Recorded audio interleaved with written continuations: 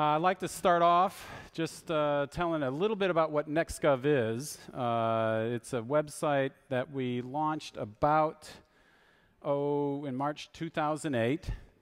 And if I can get this to advance. Okay. Am I hitting the right button here? Oh, we're on. Okay.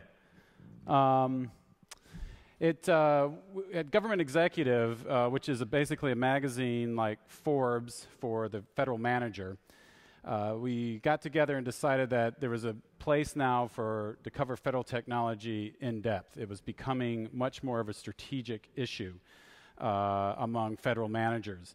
And what we decided to do is name this site NextGov, looking forward, and taking a look not only at technology from a vertical standpoint, which is how most federal agencies and basically the whole federal government, except maybe DOD as you've heard, looked at it, but more from a horizontal, that it was becoming much more in the boardroom a way to strategically think about managing the government. So what we put together in March 2008 was a website that was both old and new. It had traditional daily news, but it also had, we invited people to interact, come in, comment, go into forums, discuss issues. We also provided resources and tools, self-assessment tests that federal IT managers and other executives could come in and learn about technology. We have aggregation. In fact, where we're collecting government IT web stories from across the web, we also are posting our competitors' articles, which is rather unusual in this market. And of course, we also had blogs. But then something about 7 months later happened that was quite extraordinary. We have this person elected called the tech president. He used the BlackBerry. He actually mentions technology in not only one or two speeches, but quite frequently. He also gave a speech in May on cybersecurity. This is something that you would never see any president really do. Cybersecurity was relegated down lower. Then, about 2 months later, he issues something called the Day One memos, including one about Open Government Directive, which you've heard plenty about. And then a month later, he names this Earl Devaney to head the Recovery, Accountability, and Transparency Board, the RAP board, which unfortunate or fortunate name. And the reason I mentioned just these two elements is that these are based on technology. It requires technology for these to work. You have to track the money, its data, its systems, its interoperability. Open government, again, as we've heard, relies on technology. This is strategic, and this is very early on in his administration. So it's something that has moved IT up into the boardroom. So this is the website. This is yesterday's website. You can see Craig Mundy is the lead story. We have some other news stories. And one of the first projects we undertook at NextGov was to look at websites. We've noticed that in the past, agency websites were basically brochureware. You know, this might date me, but you heard, if you were watching television many years ago, about sending off to Pueblo, Colorado to get a brochure on a certain agency and how it worked. Well, basically, they just took those brochures and put them up on the website. They're agency-centric, not customer-centric. You'd go on the website, and real easy to find the organizational chart, the political leadership, something about the operations, but nothing about what the citizen really wanted to find out. And they were static. This is basically from the mentality that IT was relegated again, down second-class, third-class status, and is viewed as something purely to support operations, or as what one government official told me a while back is just to keep the secretary's BlackBerry running. So, but then something started happening. These websites started winning Webby Awards. they were scoring very high in the American Customer Satisfaction Index that the University of Michigan puts together. They were actually scoring very close to what eBay, Amazon.com was scoring. There were independent academic studies that showed, from Darrell West at the Brookings Institution, that showed that these sites were actually working very well for the public. And here are 5 that kept on scoring very highly: SSA, Social Security Administration, Library of Congress, NASA, CDC, and TSA. So we were wondering why were they scoring high in these indices and getting awards? Well, what we found was that, number one, they organized content for the public, for groups. For example, NASA has on their site a tab for educators. So you can click on educators, and a 5th grade teacher can find information that's relevant for the 5th grade and help build out a curriculum.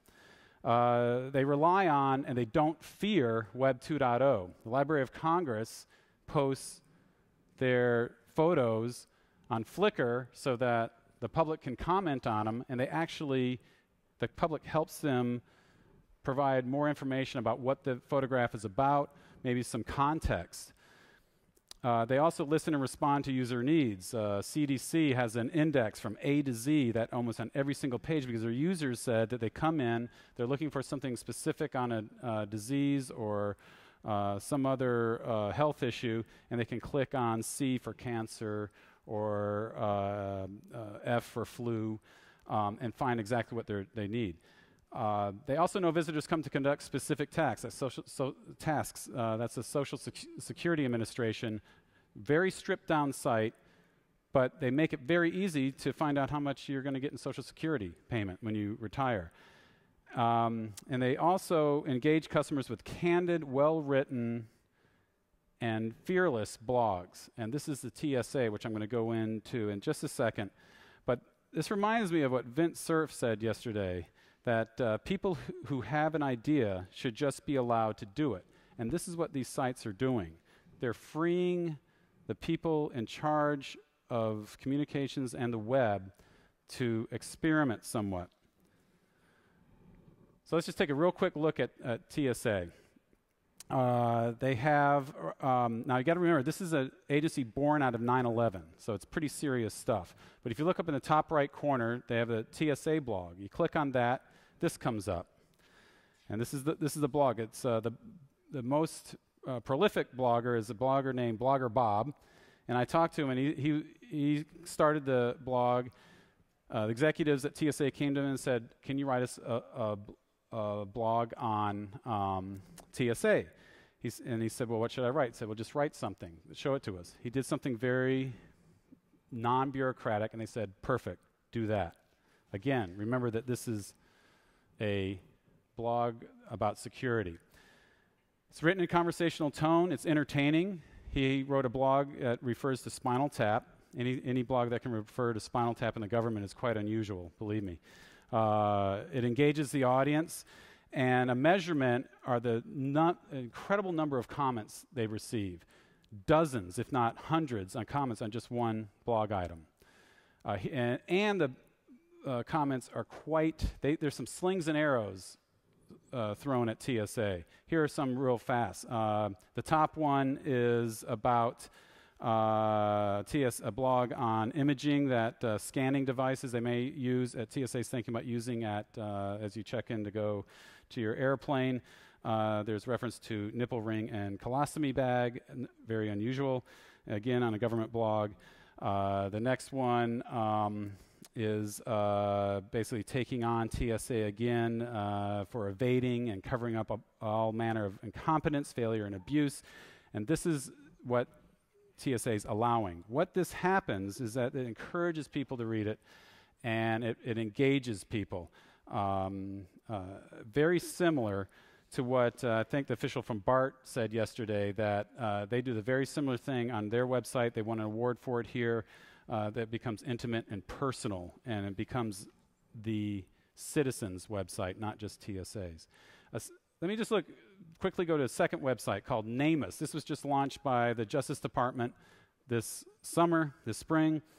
Real fast, there's about 4,400 sets of unidentified remains found every year. About 1,000 are unidentified. Now, this is, if you go on this site, you have to gird your loins. It's a bit bizarre. It's a little disturbing. It's very graphic, but it really helps people looking for their missing loved ones and possibly identifying somebody who they've lost who now has been found. They've solved 100 previously unsolved cases, and let's say you click the missing persons and you see Timmy Thompson there from California. You click on that, you get case information, basic information on Timmy Thompson. Over there on the left, you can get additional information. Let's say you click on circumstances. You see that little text box there. You can read that about, it's almost a narrative about what happened to Timmy, how he went missing. He went camping. They found his car. And if anybody can start connecting the dots, it can help either locate the person or find out what happened to him. What's amazing about this site, I think, is that it's open to the public. They can come in and provide any information on loved ones. They do most of the solving, not justice.